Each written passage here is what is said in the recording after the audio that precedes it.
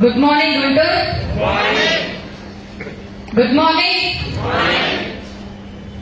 Students ఎంతమంది ఉన్నారు? Saraswati. So thank you. అంటే ఏమనిపిస్తుందో ఇప్పుడు అడగడానికి సమయం లేదు, ఎందుకంటే గురువు గారు ఏమైనా మాట్లాడాలని నాకు చేతిలో ఉంటుంది. కాళ్ళు కూడా అమ్ముతాయి, మాటలు కూడా ఏం మాట్లాడుతున్నా తడబడతాం అనమాట. ఎందుకంటే వాళ్ళు పెద్దవాళ్ళు, వాళ్ళు ఏ బాటలో చెప్తే మనం ఆ బాటలో నడవాలి. మీరున్నప్పుడు మేము ఎగ్జాంపుల్గా కనబడుతున్నాం. నేను స్టార్టింగ్ బూట్ క్యాంప్ 8% వచ్చినప్పుడు Balam Srinivas sir, Pandu sir, Saidul sir, ఇంకా వేరే వాళ్ళందరూ కొంచెం యూట్యూబ్ లో కనబడ్డారు.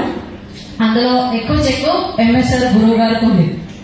సో వీళ్ళు ఇంత అనుభవించి చెప్తున్నారు, మనం జాబులు చేస్తే లైఫ్ పెద్దగా మారదు. ఆల్రెడీ అనుభవించి ఫేస్ చేసి లైఫ్ ని సగం జీవితం అయిపోగొట్టుకొని ఇక్కడికి వస్తున్నారంటే వెస్టేజ్ బిజినెస్ లో ఏదో గొప్పదే ఉందని నేను గుర్తించిన అనమాట. సో గుర్తించి పట్టుకున్నా కానీ చేయాల్సిన విధంగా చేయలే, ఉండాల్సిన విధంగా ఉండలే, మారాల్సిన విధంగా మారలే. ఎందుకంటే నేను చదువుకున్న కాలేజీ ఇల్లే నా ప్రపంచం, ఇంకా వేరే ఏం తెలియదు అనమాట. ఎదుటి వ్యక్తితో ఏం మాట్లాడాలంటే నేను వాళ్ళకి ఆన్సర్ ఇస్తే నేను వాళ్ళని రివర్స్ కొట్టినట్టు ఉంటుందంట. వాళ్ళు నన్ను మీటింగ్లు అన్నారు. సో నా యాటిట్యూడ్ ప్రకారం నేనుంటే నాకు చెక్ అనేది రాలే, టీమ్ అనేది రాలే, ఏమీ రాలే. కానీ వెస్టేజ్ లో ఒక సిస్టమ్ ఉంటుంది. సక్సెస్ అయిన వాళ్ళు చేయి పట్టుకొని మీరు నడుస్తేనే ఖచ్చితంగా లక్ష్యాధికారి అవుతారు అని అన్నారు. ఒకరోజు మీటింగ్ వెళ్ళినప్పుడు కూడా నేను సపోర్ట్లు కొట్టమంటే కొట్టకపోయేది, నవ్వమంటే కూడా నవ్వకపోయేది, ఎంత మాట్లాడించినా మాట్లాడకపోయేది అనమాట. అలాగ వస్తున్నాయి పైసలు, వాళ్ళు నవ్వుకోనిలే అన్నట్టు ఉండేది.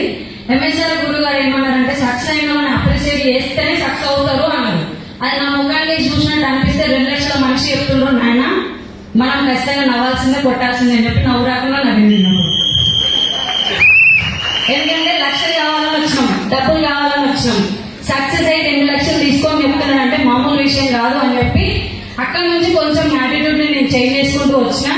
వెస్టేజ్ లో ఎంఎస్ఆర్ అసోసియేషన్ లో మీటింగ్ ఎక్కడ ఉంటే అక్కడ నాకు పండుగ. ముఖ్యంగా బూట్ క్యాంప్ అంటే ఒక పెద్ద కన్నుల పండుగలా అనిపిస్తుంది నాకు. ఏదో దొరుకుతుంది, ఏం దొరుకుతుందో తెలియదు, దొరుకుతుంది అంతే.